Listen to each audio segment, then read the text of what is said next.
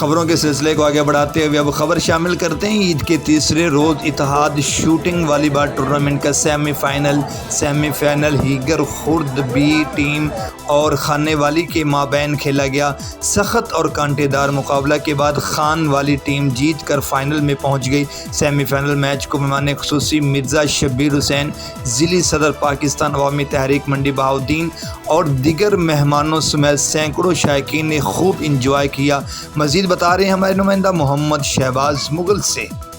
पंजाब में आज भी शूटिंग वॉलीबॉल को बहुत शौक से खेला जाता है और ओपन शूटिंग वॉलीबॉल मैचेस का इनेकाद किया जाता है, जिसमें मुल्क भर से खिलाड़ी शिरकत करते हैं। इन मैचेस को देखने के लिए शायकीन वॉलीबॉल भी दूर दराज इलाकों से पहुंच जाते हैं और खूब लुत्फ़ अंदोज़ होते हैं। अब तो मुख्तलिफ जगहों पर स्पेशल वॉलीबॉल के मैचेस के लिए स्टेडियम भी बना दिए गए हैं।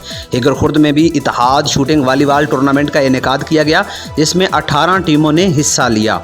ईद के तीसरे रोज़ इत्तेहाद शूटिंग वॉलीबॉल टूर्नामेंट का सेमीफाइनल हीगर खुर्द बी टीम और खान वाली के मबाइन खेला गया, जिसे सख्त और कांटादार मुकाबला के बाद खान वाली टीम जीतकर फाइनल में पहुंच गई।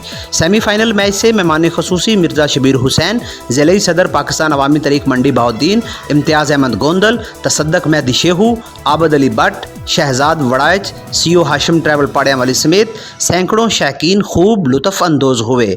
आखिर में मेहमान खुसूसी मिर्ज़ा शब्बीर हुसैन साहब समेत दीगर मुअज़्ज़ज़ मेहमानों ने टूर्नामेंट आर्गनाइज़र मोहम्मद इकबाल वड़ाइच, फैसल गुल नदीम वड़ाइच, अब्दुर रऊफ़ वड़ाइच और तारिक वड़ाइच से माली तावन भी फरमाया।